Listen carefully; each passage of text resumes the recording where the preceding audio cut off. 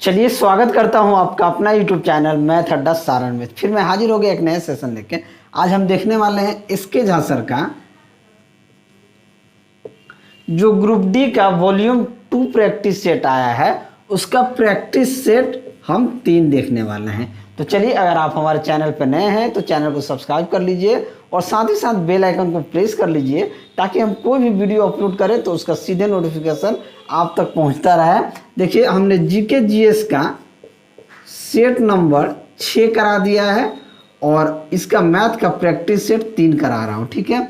यानी कि मैथ का 25 क्वेश्चन कराया है और रीजनिंग जीके जीएस का 45 क्वेश्चन, यानी ये कितना हो जाएगा, ये 70 क्वेश्चन बच गया। रीजनिंग आने वाले दिनों में रीजनिंग भी मैं करा दूंगा। तो चलिए बिना टाइम वेस्ट के क्लास को हम शुरू करते हैं। अगर आप अभी तक टेलीग्राम चैनल से नहीं जुड़े हैं तो लिंक आपको डिस्क्रिप्शन में मिल जाएगा, आप वहां से जाके जुड़ जाइए। तो चलिए आज का पहला क्वेश्चन देखते हैं, क्वेश्चन नंबर 46। क्वेश्चन नंबर 46 कहता है कि यदि √5 का मान 2.236 है तो हमसे पूछ रहा है √5/2 का मान क्या होगा। अब देखिए, √5 का मान क्या दिया है, 2.236 और बट्टे में 2 से भाग कर दीजिए तो ये क्या हो जाएगा, 2 एकम 2, 2 एकम 2 और 2 एकम 2, 2 8 16, यानी कि इसका मान क्या हो जाएगा, 1.118 आपका आंसर हो जाएगा। तो ऑप्शन ए आपका सही आंसर हो जाएगा। बहुत इजी क्वेश्चन था, ठीक है। अगला क्वेश्चन देखते हैं, क्वेश्चन नंबर 47। क्वेश्चन नंबर 47 क्या कहता है कि n एक पूर्ण संख्या है, उसे जब 8 से विभाजित किया जाता है तो शेषफल 5 आता है। तदनुसार अगर 2n को 8 से विभाजित करने पर शेषफल क्या आ जाएगा। बात को समझिएगा, n एक पूर्ण संख्या है, अगर n को अगर हम 8 से भाग देते हैं तो शेषफल हमारा क्या आता है, शेषफल हमारा 5 आता है। इसका मतलब है कि n क्या हो सकता है, n 8 + 5 यानी कि n 13 हो सकता है। n 13 होगा तभी 13 में 8 से भाग दीजिएगा तब शेषफल 5 आएगा, यही हो सकता है। अगर कह रहा है अगर इसी संख्या को 2n में अगर 8 से भाग देंगे तो क्या आ जाएगा, 2n यानी कि 2 गुना 13/8, तो ये क्या आ जाएगा, 13 दूनी 26, 26/8, 26 में 8 से भाग देंगे तो 8 3 के 24, 3 बार में जाएगा और यहाँ से शेषफल क्या आ जाएगा, तो शेषफल आ जाएगा आपका 2। तो हमारा आंसर क्या हो जाएगा, शेषफल 2 बचेगा। तो ऑप्शन बी क्या हो जाएगा, आपका सही आंसर हो जाएगा। अगर वीडियो आपको अच्छा लगे तो वीडियो को लाइक कीजिए, दोस्तों में शेयर कीजिए। आप सभी जानते हैं कि एसके झा का जितना भी बुक आता है मैं सबको कराता हूँ, तो थोड़ा सा आप मुझे सपोर्ट कीजिए। एक छोटा भाई या एक बड़ा भाई होने के नाते आप लोग मुझे सपोर्ट कीजिए। चलिए अगला क्वेश्चन देखते हैं, क्वेश्चन नंबर 48। क्वेश्चन नंबर 48 क्या कहता है कि इस समुच्चय में 4 संख्याएं हैं, इसमें 3 सबसे छोटी संख्याओं का माध्य 19 है और 3 सबसे बड़ी संख्याओं का माध्य 21 है। तो आंकड़ों के समुच्चय का प्रास क्या होता है। प्रास क्या होता है, यानी कि रेंज होता है, यानी कि बड़ी संख्या में से छोटी संख्या को माइनस कर देंगे, वही हमारा रेंज होता है। हमने क्या माना कि ए, बी, सी और डी 4 संख्याएं हैं। सबसे बड़ी संख्या डी है, डी से छोटी सी है, सी से छोटी बी है, बी से छोटी ए है, यानी ए सबसे छोटी संख्या है और डी सबसे बड़ी संख्या है, ये आप मान लीजिए। अब देखिए, 3 सबसे छोटी संख्याओं का माध्य 19 है। 3 सबसे छोटी संख्याओं का माध्य यानी कि a + b + c/3 कितना है, 19 है। माध्य क्या होता है, माध्य होता है सभी संख्याओं का योग, सभी संख्याओं का योग बट्टा सभी संख्या। माध्य यही होता है, माध्य बराबर होता है सभी संख्याओं का योग, सभी संख्याओं का योग बट्टा सभी संख्या। बात को समझिएगा। अब ये 3 संख्या जो कह रहा है, तीनों छोटा a b c, हमने माना कि तीनों छोटा है तो a + b + c का माध्य कितना है, 19 है। तो यहाँ से a + b + c का मान क्या हो जाएगा, 19 × 3, यही हो जाएगा। और क्वेश्चन में कह रहा है कि सबसे बड़ी तीन सबसे बड़ी संख्याओं का माध्य 21 है। अब तीन सबसे बड़ी संख्या क्या हो सकती है, बी और सी डी, यानी कि b plus c plus d का जो माध्य दिया गया है वो 21 है। तो यहाँ से b plus c plus d का मान क्या आ जाएगा, 21 गुना 3। हमने क्या आपको बताया है कि रेंज यानी कि प्रास, रेंज जो होता है ये होता है मैक्सिमम माइनस मिनिमम। तो मैक्सिमम यहाँ पे कौन हो गया, यानी ये बड़ी वाली संख्या में से छोटी वाली संख्या को माइनस कर देना है। तो 21 गुना 3 माइनस 19 गुना 3। अब यहाँ से 3 कॉमन लेने लगे तो क्या बच जाएगा, 21 माइनस 19, यानी कि 3 गुना 21 में से 19 का जाएगा 2, 3 दूनी 6, यानी कि प्रास क्या हो जाएगा, 6 आपका प्रास हो जाएगा। तो ऑप्शन ए जो है आपका सही आंसर, यानी कि ऑप्शन ए जो होगा ये आपका सही आंसर होगा। बोलिए समझ में आया कि नहीं आया। अगर समझ में आपको ये चीज़ आया होगा और मैंने इसे बहुत अच्छी तरीके से समझाया है तो वीडियो आप लाइक जरूर करके जाइएगा। आप लोग लाइक में बहुत कंजूसी करते हैं, अगर आप लाइक कीजिएगा तो मेरा मनोबल बढ़ेगा, इसलिए आप वीडियो को लाइक जरूर करें। चलिए अगला क्वेश्चन देखते हैं, क्वेश्चन नंबर 49। क्वेश्चन नंबर 49 कहता है कि सोनू और अक्षय एक दूसरे से 110 किलोमीटर की दूरी पे हैं। सोनू यहाँ है और अक्षय यहाँ है, हमने यही माना। ये दोनों जो है 110 किलोमीटर की दूरी पर हैं। इन दोनों के बीच की जो दूरी है 110 किलोमीटर की दूरी पे है तथा वो एक साथ ही एक ही समय में 20 किलोमीटर प्रति घंटा 20 किलोमीटर प्रति घंटा से सोनू चल रहा है और 24 किलोमीटर प्रति घंटा के चाल से अक्षय चल रहा है। ठीक है, एक दूसरे की ओर घुड़सवारी शुरू करते हैं। कितने घंटे में घुड़सवारी के बाद वे एक दूसरे से 22 किलोमीटर की दूरी पर होंगे, यानी कि 22 किलोमीटर दूरी पे ये कब मिलेंगे।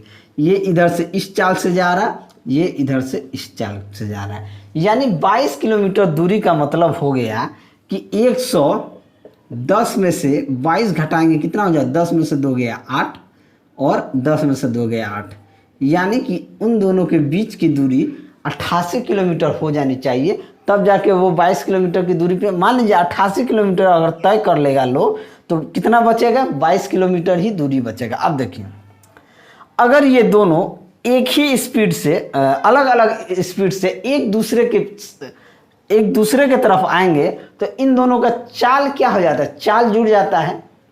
चाल जुड़ जाएगा तो चाल क्या हो जाएगा, 20 प्लस 24 यानी कि 44 किलोमीटर प्रति घंटा के स्पीड हो जाएगा। अब देखिए समय बराबर क्या होता है, समय बराबर होता है कि दूरी बट्टा चाल। अगर आपको समय चाहिए तो दूरी में चाल से भाग दे दीजिएगा तो समय निकल जाएगा। आपको दूरी कितना तय करना है, तो 88 किलोमीटर दूरी तय करना है। किस चाल से, तो 44 के चाल से। तो आप इसे कितना देर में तय कर देंगे, तो 2 घंटा में ये दूरी तय कर लेंगे। तो ऑप्शन बी जो होगा आपका सही आंसर हो जाएगा। चलिए अगला क्वेश्चन देखते हैं, क्वेश्चन नंबर 50। क्वेश्चन नंबर 50 क्या कहता है कि 100 छात्रों का औसत भार 32 किलोग्राम है। यदि पहले 49 छात्रों का औसत भार 30 किलोग्राम है तथा अंतिम 50 छात्रों का औसत भार 34 किलोग्राम है तो 50वें छात्र का भार क्या होगा। देखिए औसत क्या होता है, देखिए एवरेज बराबर होता है सभी संख्याओं का योग बट्टा सभी संख्या। एवरेज औसत और माध्य बराबर होता है, ठीक है। तो औसत बराबर होता है सम बटा टोटल नंबर। अगर हमको सम चाहिए तो सम बराबर क्या होता है, एवरेज गुना सभी संख्याओं का नंबर। कितना नंबर है, अब देखिए अगर हम सम ऑफ 100 स्टूडेंट का देखें तो इसका औसत कितना है, 32 गुना 100, यानी कि ये कितना हो जाएगा 3200। ठीक है। अब हम अगर पहले 49 छात्र का देखें, फर्स्ट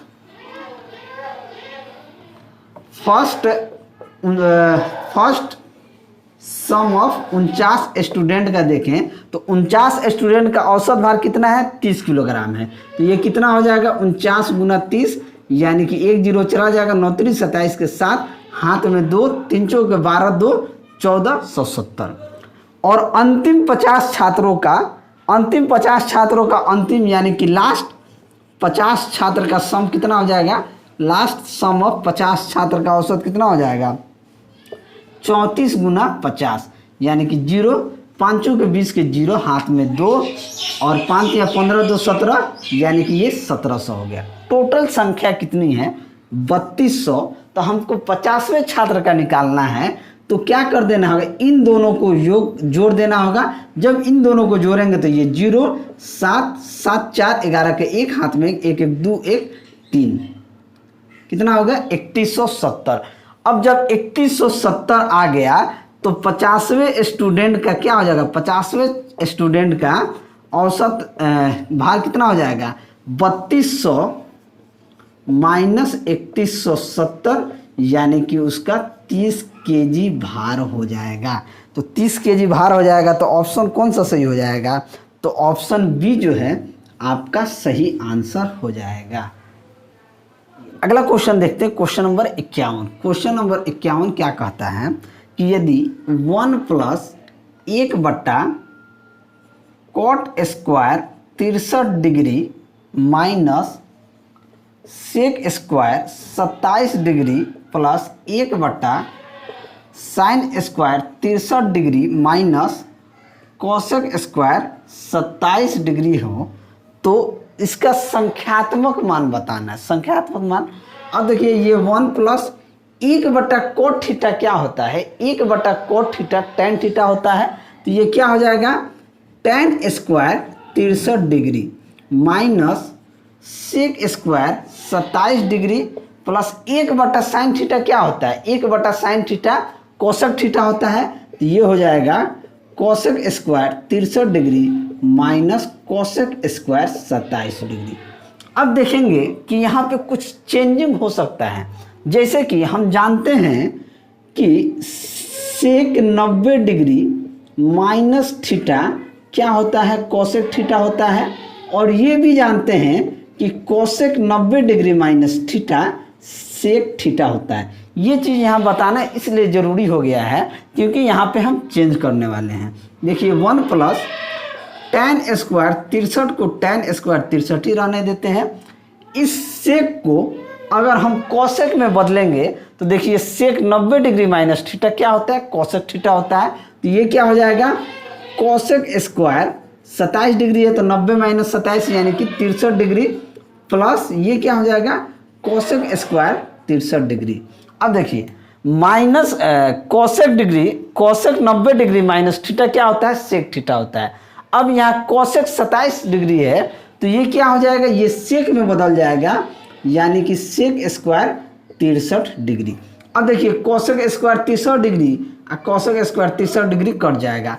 अब एक और चीज़ यहाँ पर हम जान लें कि sec², आपको यहाँ लिखते हैं कि sec² थीटा बराबर क्या होता है, sec² थीटा बराबर होता है 1 प्लस tan² थीटा। अब देखिए 1 प्लस tan² थीटा है तो ये क्या हो जाएगा, sec² 63 degree minus sec² 63 degree. ये दोनों भी कट जाएगा तो क्या आंसर आ जाएगा, 0। यानी कि इसका आंसर जो आएगा वो क्या आएगा, 0 आएगा। तो ऑप्शन ए क्या हो जाएगा, आपका सही आंसर हो जाएगा। चलिए अगला क्वेश्चन देखते हैं, क्वेश्चन नंबर 52। क्वेश्चन नंबर 52 कहता है कि एक बस के पहिए की त्रिज्या 35 सेंटीमीटर है, 33 किलोमीटर प्रति घंटा की गति बनाए रखने के लिए पहिए को प्रति मिनट कितनी बार घूमना पड़ेगा। यानी 1 मिनट में उसे प्रति मिनट कितनी बार घूमना पड़ेगा ये पूछा गया हमसे।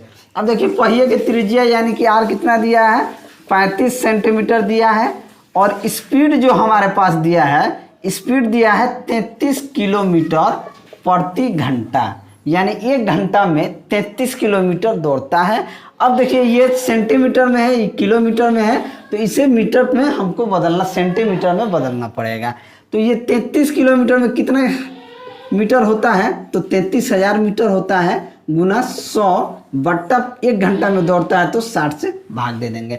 अब देखिए अब हमें चक्करों की संख्या चाहिए। तो मान लीजिए देखिए अगर ये चक्का है, इसकी त्रिज्या r है, तो तो ये एक बार घूमेगा तो 2πr घूमेगा, यही ना घूमेगा 2πr। तो इसकी परिधि क्या हो जाएगी 2πr इंटू एन, कितना चक्कर घूमना है, जबकि टोटल स्पीड इतना मेंटेन उसको रखना है, बट्टे में क्या हो जाएगा 60। अब देखिए 2 पाई का मान कितना होता है 22/7 और आर का वैल्यू कितना दिया है 35 गुना एन हमको ज्ञात कर देना है। तो आप डायरेक्ट यहाँ पे हम काट देते हैं 20 3 60, 20 5 100, 3 से 11 यानी 11 5 55,000, 55,000 ये हो गया। अब देखिए 7 5 35, 5 से काट दीजिए इसे, 11 बार में 110, 22 5 110 यानी कि 500 बार में, तो 2 से कितना बार में कट जाएगा 250 बार में, यानी कि एन यानी नंबर ऑफ चक्कर कितना हो जाएगा 250 हो जाएगा, यानी कि 250 से चक्कर लगाने पड़ेंगे। तो ऑप्शन कौन सा सही हो जाएगा, तो ऑप्शन बी जो है आपका सही आंसर हो जाएगा। चलिए अगला क्वेश्चन देखते हैं, क्वेश्चन नंबर 53। क्वेश्चन नंबर 53 क्या कहता है कि यदि PAB किसी वृत्त की एक प्रतिच्छेदी रेखा है और वृत्त के बाहर स्थित किसी बिंदु PT से स्पर्श रेखा खींची गई है, यदि AP बराबर 4 सेंटीमीटर और PT बराबर 8 सेंटीमीटर हो तो AB का मान ज्ञात कीजिए। अब देखिए मान लीजिए एक वृत्त है, यहाँ से प्रतिच्छेदन रेखा है और ये आपका स्पर्श रेखा है। ये क्या है, ये स्पर्श रेखा है, ये P है, ये T है, ये आपका A और B है। अब देखिए क्वेश्चन में कह रहा है कि PA यानी कि AP या PB कितना मान दिया है, इसका मान दिया है 4 सेंटीमीटर और PT का मान दिया है 8 सेंटीमीटर। हमसे क्वेश्चन में पूछ रहा है कि AB का मान कितना होगा, यानी इसका लंबाई कितना होगा AB का। देखिए ये थ्योरम होता है, ये थ्योरम क्या होता है PT² बराबर, यानी कि PT² बराबर PB इंटू PA होता है। क्या होता है PB इंटू PA होता है। अब देखिए PT का स्क्वायर यानी कि 8 का स्क्वायर बराबर PB का मतलब हो गया, PB का मतलब ये पूरा हो गया। अब देखिए PB का अगर देखेंगे, अगर आप इसे AB को हम x अगर मान लें तो PB का मान कितना हो जाएगा, PB का जो मान होगा वो x + 4 होगा और PA का मान कितना है, PA का मान कितना दिया है 4 है, तो ये 4 है, ये 8 हटाएं क्या हो जाएगा 64 बराबर x + 4 इंटू 4, ये 4 से 64 को काट दीजिए 16 बार में, यानी कि 16 बराबर x + 4 हो तो x बराबर क्या हो जाएगा 16 - 4 यानी कि 12, यानी कि इस AB का लंबाई हमारे पास कितना आ जाएगा 12 आ जाएगा। तो 12 सेंटीमीटर हमारा क्या हो जाएगा आंसर हो जाएगा। तो ऑप्शन बी क्या हो जाएगा सही ऑप्शन हो जाएगा। चलिए अगला क्वेश्चन देखते हैं, क्वेश्चन नंबर 54। क्वेश्चन नंबर 54 कहता है कि x² + 7x + 10 के गुणनखंड क्या होंगे। ये बहुत इजी क्वेश्चन है, इसको इस तरीके से इसको तोड़ा जाता है कि इसका गुणनफल ये आना चाहिए। तो क्या तोड़ेंगे x² + 5x + 2x + 10, यहाँ से x कॉमन ले लेंगे तो यहाँ क्या बच जाएगा x + 5 प्लस यहाँ 2 मल्टीपल कॉमन है तो क्या हो जाएगा x + 5, तो ये इसका फैक्टर क्या हो जाएगा x + 5 इंटू x + 2, यही आपका आंसर आ जाएगा। गुणनखंड इसका हो जाएगा x + 5 इंटू x + 2, यानी कि ऑप्शन डी क्या हो जाएगा आपका सही आंसर हो जाएगा। चलिए अगला क्वेश्चन देखते हैं, क्वेश्चन नंबर 55। क्वेश्चन नंबर 55 कहता है कि वह छोटी से छोटी संख्या ज्ञात कीजिए जो 6, 8, 12 और 16 से पूर्णतः विभाजित हो। सबसे पहले क्या कीजिए 6, 8, 12, 16 को लिखिए और इसका एलसीएम ले लीजिए। एलसीएम लेंगे तो क्या हो जाएगा 2 3 6, 2 4 8, 2 6 12, 2 8 16, एक बार और 2 से जाइए, 3 1 2 2 4, 2 3 6, 2 4 8, 2 से एक बार और दीजिए, 2 1 2, 2 2 4, एक बार 3 से दे दीजिए, 3 1 3, 3 1 3 2, क्या आ जाएगा 2 2 4, 2 8 2 2 4, 2 8 3 24, 2 48, यानी कि इसका एलसीएम क्या हो जाएगा 48। अब देखिए इसका गुना तो पूर्णतः विभाजित किससे हो जाएगा 48 से, ऑप्शन ए क्या हो जाएगा आपका सही आंसर हो जाएगा। चलिए अगला क्वेश्चन देखते हैं, क्वेश्चन नंबर 56। क्वेश्चन नंबर 56 कहता है यदि x का x का 30% अगर 72 है तो x का मान क्या हो जाए। x का 30% का मतलब हो गया x का 30/100 बराबर 72। एक जीरो से एक जीरो काट दीजिए, ये 3 कट जाएगा 24 बार में, यानी कि x का मान क्या हो जाएगा, 10 जाके उधर गुना हो जाएगा, 24 गुना 10 यानी कि 240। तो x का मान क्या आ जाएगा, 240 आ जाएगा। तो ऑप्शन बी क्या हो जाएगा, आपका सही आंसर हो जाएगा। चलिए अगला क्वेश्चन देखते हैं, क्वेश्चन नंबर 57। क्वेश्चन नंबर 57 क्या कहता है कि एक लंब प्रिज्म 8 सेंटीमीटर आधार वाले समबाहु त्रिभुज पर स्थित है, उसका आयतन 144√3 सेंटीमीटर क्यूब है। आयतन जो है 144√3 सेंटीमीटर क्यूब है। इसका बेस कितना है, एक लंब के आधार वाला समबाहु त्रिभुज 8 सेंटीमीटर, ठीक है। तो हमसे पूछ रहा है कि प्रिज्म का कुल पृष्ठीय क्षेत्रफल कितना होगा। कुल पृष्ठीय क्षेत्रफल हमसे पूछ रहा है कि कितना होगा। अब देखिए, अगर समबाहु त्रिभुज है तो आज उसका आधार का क्षेत्रफल क्या हो जाएगा। समबाहु त्रिभुज है तो उसके आधार का क्षेत्रफल क्या होता है। समबाहु त्रिभुज का अगर क्षेत्रफल देखा जाए तो √3/4 भुजा स्क्वायर होता है। तो ये क्या हो जाएगा, √3/4 भुजा स्क्वायर यानी कि 8 गुना 8, 4 दूनी 8 यानी कि 16√3 हो गया। अब देखिए प्रिज्म का आयतन दिया हुआ है, तो प्रिज्म यहाँ से हम ऊंचाई निकाल लेंगे। प्रिज्म का आयतन दिया हुआ है, प्रिज्म का आयतन दिया हुआ है, तो प्रिज्म का आयतन क्या होता है, आधार का क्षेत्रफल गुना ऊंचाई। प्रिज्म का आयतन होता है आधार का क्षेत्रफल गुना ऊंचाई। तो प्रिज्म का आयतन कितना दिया है, 144√3 बराबर इस आधार का क्षेत्रफल कितना है, 16√3 गुना h। तो ये √3 से √3 कट गया, 16 9 4400। यहाँ से h का मान क्या आ गया, 9 सेंटीमीटर आ गया, ठीक है। अब हमसे पूछा है कि प्रिज्म का कुल पृष्ठीय क्षेत्रफल क्या हो जाएगा।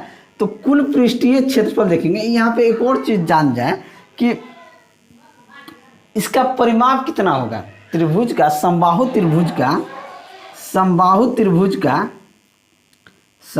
त्रिभुज का अगर परिमाप देखा जाए तो परिमाप हो जाएगा 3 गुना भुजा 8 है, तो ये कितना हो जाएगा, 24 सेंटीमीटर। तो अब हमको कुल पृष्ठीय क्षेत्रफल निकालना है। तो कुल पृष्ठीय क्षेत्रफल जो होगा ये आपका हो जाएगा 24 गुना, यानी समबाहु त्रिभुज का परिमाप गुना ऊंचाई, परिमाप गुना ऊंचाई, तो 24 गुना 9 प्लस आधार का 2 गुना आधार का क्षेत्रफल, 2 गुना आधार का क्षेत्रफल यानी कि 16√3। ये कितना हो जाएगा, 24 9 9 को 36 के 6 हाथ में 3, 9 दूना 18 3 21 यानी कि 216 प्लस 16 दूना 32√3। अब देखिए 216 प्लस 32√3 ही आपका आंसर आ गया। तो ऑप्शन डी क्या हो जाएगा, आपका सही आंसर हो जाएगा। चलिए अगला क्वेश्चन देखते हैं, क्वेश्चन नंबर 58। क्वेश्चन नंबर 58 कहता है कि एक पिता अपने बेटे से कहता है कि तुम्हारे जन्म के समय मेरी आयु तुम्हारे वर्तमान आयु के बराबर थी। यदि पिता की वर्तमान आयु 40 वर्ष हो तो 5 वर्ष पहले बेटे की आयु कितनी थी। हमने मान लिया कि 5 वर्ष पहले बेटे का उम्र अगर x है तो 5 वर्ष बाद बेटे का उम्र कितना हो जाएगा, x + 5 हो जाएगा, यही होगा। यानी कि अगर 5 वर्ष पहले बेटे का उम्र x साल है तो 5 वर्ष बाद उसके बेटे का उम्र कितना हो जाएगा, x + 5 हो जाएगा। अब देखिए कह रहा है कि 40 वर्ष वर्तमान आयु 40 वर्ष है तो 5 वर्ष पहले बेटे की आयु खाती, तो क्या हो जाएगा, x + 5 बराबर 40 माइनस x + 5। यहाँ से क्या हो जाएगा, x + 5 बराबर 40 माइनस x -5, x इधर आके प्लस हो जाएगा 2x + 2x, ये 5 उधर जाकर माइनस हो जाएगा तो हो जाएगा 40 माइनस का 10 यानी कि 2x बराबर 30। तो x बराबर क्या आ जाएगा, 15। यानी कि 5 वर्ष पहले उसके बेटे का उम्र कितना था, तो 15 वर्ष था। तो ऑप्शन सी आपका सही आंसर हो जाएगा। चलिए अगला क्वेश्चन देखते हैं, क्वेश्चन नंबर 59। क्वेश्चन नंबर 59 कहता है कि करण सूर्य से 12 साल छोटा है। करण की आयु उनके और सूर्य की आयु के योग का 37.5% है। तो 9 वर्ष बाद सूर्य का उम्र क्या हो जाएगा। परसेंटेज में दिया है 37.5%। 37.5% का मतलब होता है कि 75/2%। अब 75/2 का मतलब होता है कि 75/2 गुना 1/100, 25 चौके 100, 25 तिया 75, यानी कि क्या हो जाएगा 3/8 हो जाएगा। ऊपर वाला करण है और नीचे वाला करण प्लस सूर्य दोनों का उम्र है। अब देखिए जब करण का उम्र अगर करण और सूर्य के उम्र का अनुपात देखें तो ये 3 है, तो ये कितना हो जाएगा 5 है, क्योंकि दोनों मिला के 8 है। इन दोनों के बीच का अंतर कितना है 2 है। 2 रेशियो किसके बराबर दिया है 12 साल के, तो 1 रेशियो बराबर 6 हो जाएगा। तो सूर्य कितना हो जाएगा 5 गुना 6 यानी कि 30 साल का, और करण कितना हो जाएगा 18 साल का। लेकिन हमसे कह रहा है कि 9 वर्ष बाद सूर्य की उम्र क्या हो जाएगी, तो 9 वर्ष 30 + 9 यानी कि 39 वर्ष, यानी कि 39 वर्ष का हो जाएगा। तो ऑप्शन ए क्या हो जाएगा आपका सही आंसर हो जाएगा। चलिए अगला क्वेश्चन देखते हैं, क्वेश्चन नंबर 60। क्वेश्चन नंबर 60 कहता है कि 17 भुजाओं वाले एक बहुभुज में विकर्णों की संख्याएं कितनी होती हैं। देखिए विकर्णों की संख्या हम कैसे निकालते हैं, n × n - 3/2। अब भुजा कितना दिया है 17, तो 17 गुना 17 - 3/2 यानी कि 17 गुना 14/2, 2 7 14, 17 17 कितना हो जाएगा 119।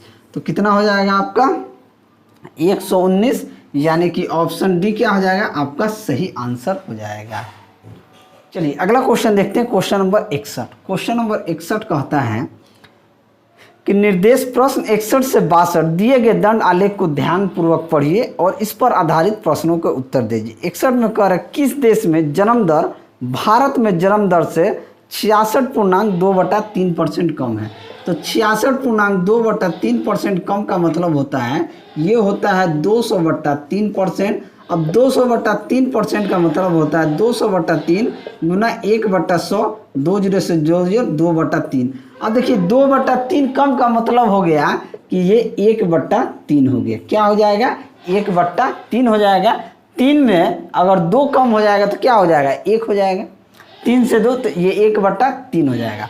अब देखिए क्वेश्चन देखिए किस देश में जन्म दर भारत में जन्म दर से, ये जब आप ग्राफ देखिएगा तो फ्रांस बट्टा भारत कीजिएगा तो देखिए फ्रांस का कितना है 10 है, भारत का 30 है, यानी कि 1/3 ये इसके बराबर आ गया। तो ऑप्शन बी यानी कि फ्रांस आपका क्या हो जाएगा सही आंसर हो जाएगा।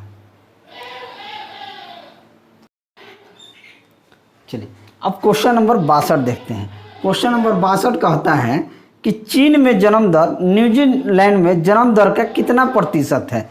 चीन में जन्म दर न्यूजीलैंड में, तो चीन और न्यूजीलैंड में क्या करेंगे देखिए जब ग्राफ आप देखिएगा तो चीन का 36 है और न्यूजीलैंड का 25 है, बस 100% कर देंगे। 25 चौके 100, 6 चौके 24 के 4 हाथ में 2, 4 3 12, 2 14, यानी कि 144% क्या हो जाएगा। तो ऑप्शन सी क्या हो जाएगा आपका सही आंसर हो जाएगा। चलिए अगला क्वेश्चन देखते हैं, क्वेश्चन नंबर 63।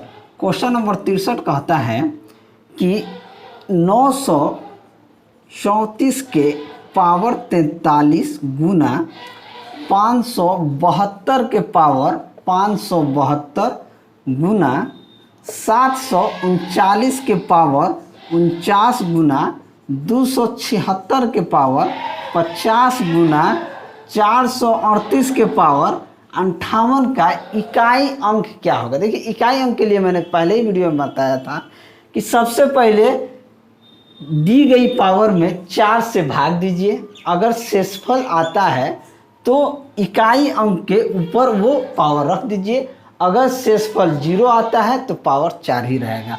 अब देखिए 43 में 4 से भाग देंगे तो वो कट जाएगा, 4 × 40, शेषफल क्या आ जाएगा 3, यानी कि 4 के पावर 3 गुना, अब देखिए 2 के पावर 72 में 4 से भाग देंगे तो 4 एकम 4, 4 अट्ठे 32, शेषफल 0, तो 2 के पावर 4 हो जाएगा।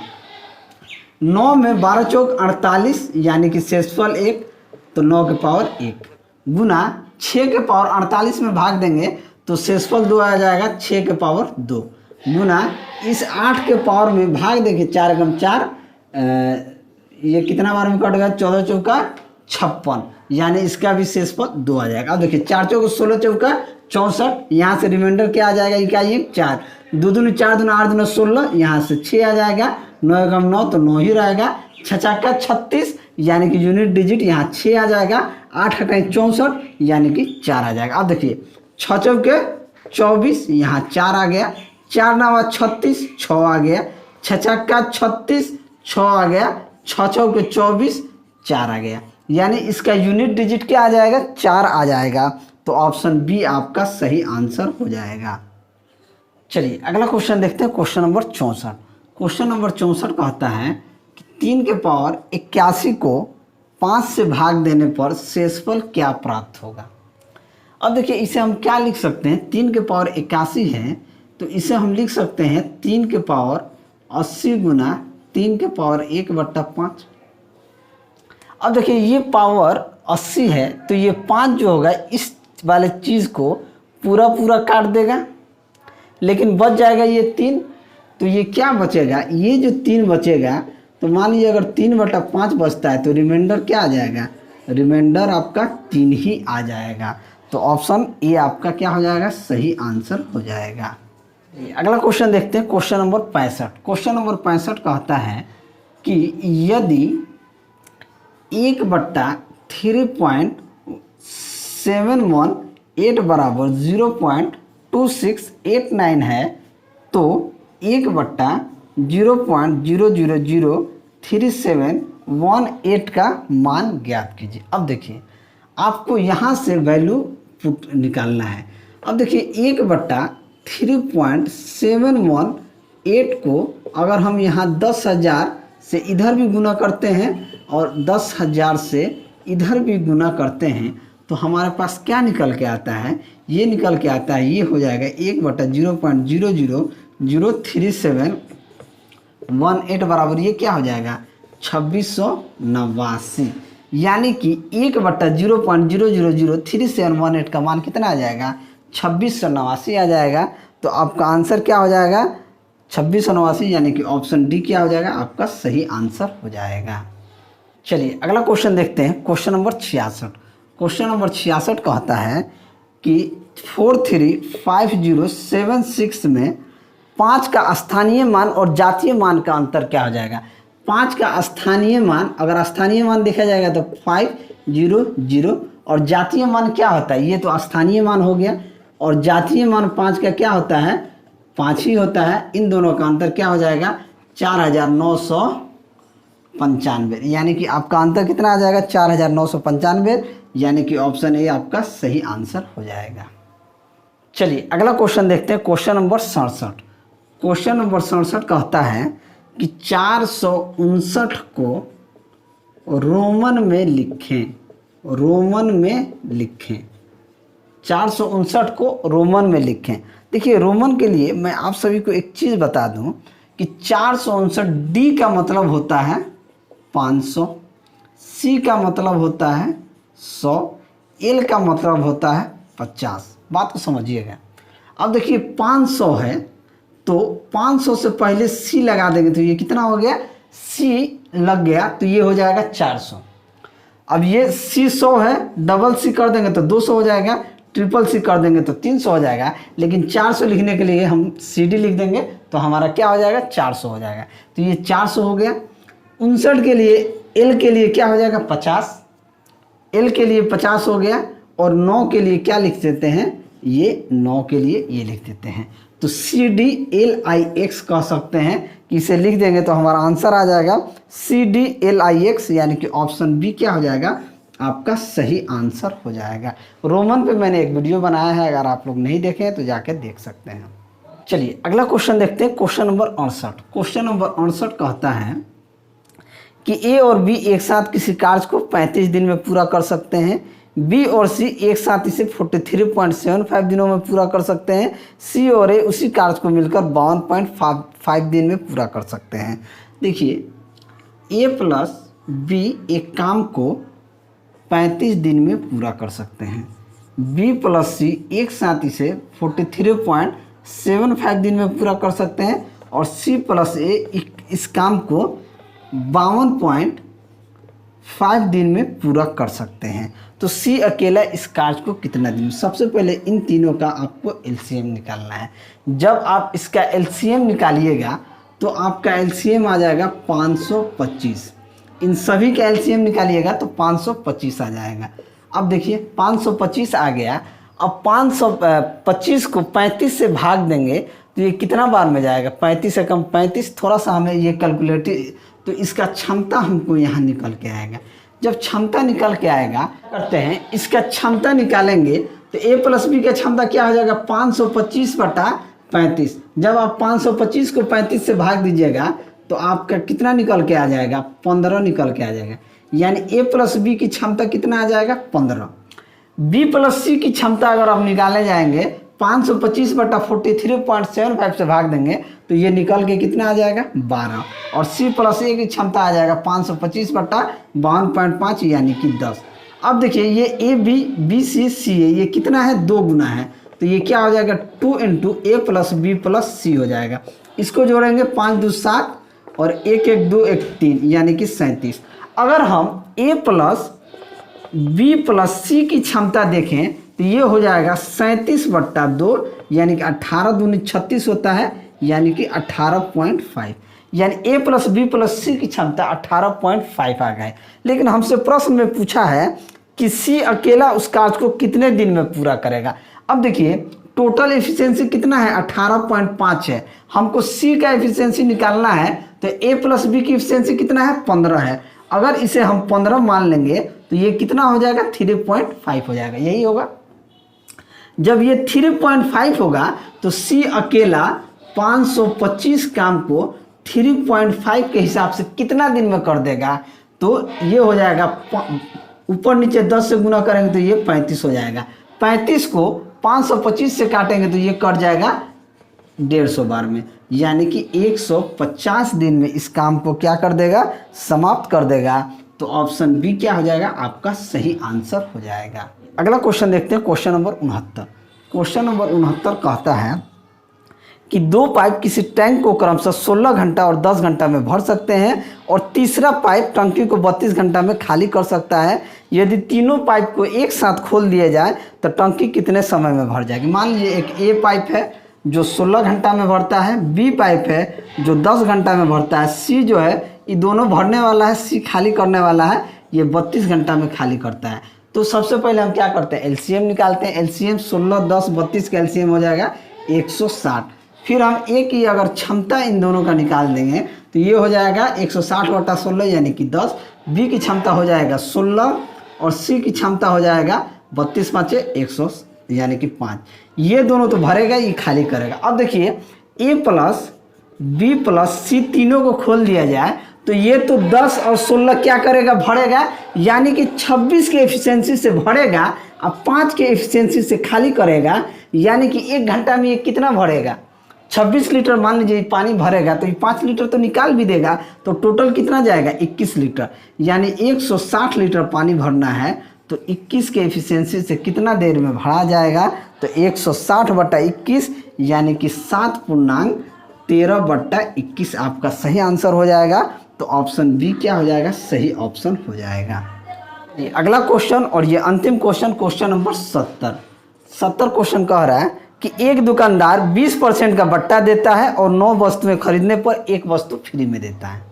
ठीक है, वह 20% का लाभ कमाता है, तो अंकित मूल्य और क्रय मूल्य का अनुपात क्या हो जाएगा। अंकित मूल्य और क्रय मूल्य का अनुपात पूछ रहा है। ठीक है, देखिए 20% लाभ कमाता है तो 120 गुना 9 वस्तु पे 1 वस्तु फ्री देता है, यानी कि वो कितना वस्तु देता है 10। उसके बाद 20% का बट्टा देता है, यानी कि 100 रुपये पर 20 रुपये बट्टा देगा तो 80 और 9 वस्तु का दाम लेता है। बात यही है, काम खत्म। 20 छक 120, 20 चौक 80, 3 दूनी 6, तितरी के 9, 2 दूनी 4, 2 5 10, यानी कि अंकित मूल्य का अनुपात क्या हो जाएगा 5:3। तो 5:3 यानी कि ऑप्शन सी क्या हो जाएगा आपका सही आंसर हो जाएगा। तो चलिए, अगर मेरा वीडियो आपको अच्छा लगा हो तो वीडियो को लाइक करें, दोस्तों में शेयर करें। अगर आप हमारे चैनल पर नए हैं तो चैनल को सब्सक्राइब करें। मैं ऐसे ही वीडियो लेके आपके सामने हाजिर होता रहूँगा। चलिए मिलते हैं अगले वीडियो में, तब तक के लिए जय हिंद।